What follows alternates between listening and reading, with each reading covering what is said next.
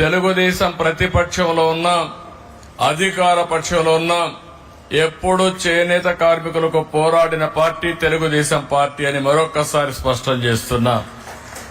2007లో 3072 కోట్లు చేనేత రంగం రుణమాఫీలు చేయాలని ఆనాటి కాంగ్రెస్ ప్రభుత్వం చెప్పి మోసం చేస్తే గట్టిగా పోరాడాం.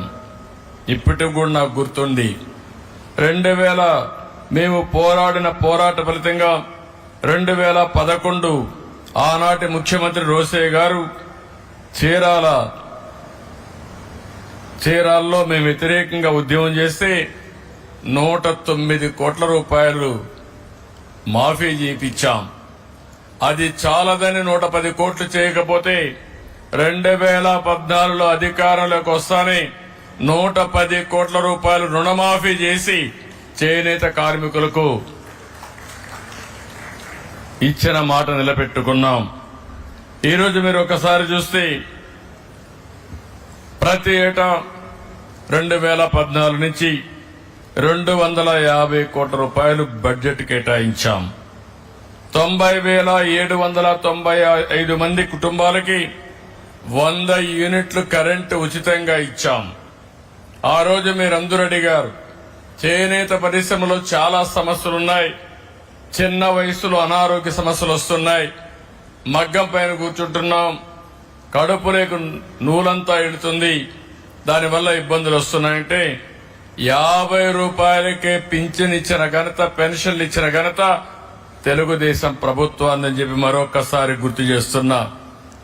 నూలు రంగుల పైన 20% సబ్సిడీ ఉంటే దాన్ని 40% పెంచాం. మరమగ్గాలకు 50% రాయితీ కోసం 80 కోట్ల రూపాయలు ఖర్చు పెట్టాం. 1,11,00,000 మంది చేనేత కార్మికులకి 2,000 రూపాయలు పింఛన్ ఇచ్చాం. ఆప్కో ద్వారా చేనేత వస్త్రాలు కొనుగోలు చేశాం.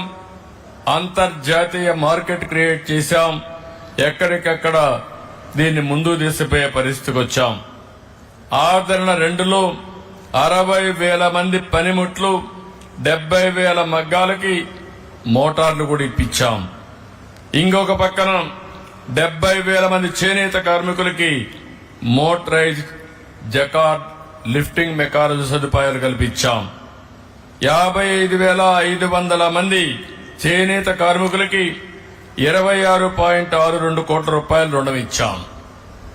ఇవన్నీ చేసి ఆ రోజు ముందుకు పోయామంటే అది చేనేత పరిశ్రమ పైన ఉండే శ్రద్ధ. నేను ఒకే విషయం చెప్తున్నాను, ఎప్పుడు కూడా తెలుగుదేశం పార్టీ పెట్టినప్పటి నుంచి తెలుగుదేశం పార్టీకి అండగాసిన వ్యక్తులు వెనుకబడిన వర్గాలు, బీసీలు. ఆ బీసీల్ని ఎట్టి పరిస్థితుల్లో మరిచిపోమని మరొక్కసారి మీ అందరికీ హామీ ఇస్తున్నాను. నేను చెప్పిన మాటలన్నీ కూడా నిలబెట్టుకుంటాం. బీసీల కోసం ఒక ప్రత్యేకమైన చట్టం కూడా తీసుకొస్తాం.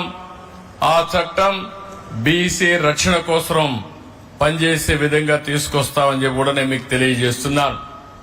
బీసీల్లో చాలా కులాలున్నాయి, చాలా వెనుకబడి ఉన్నారు, ఆస్తులు లేవు, కుల వృత్తులు, చేతి వృత్తుల ఆధారంగా ఈరోజు ముందుకు పోతూ వచ్చారు.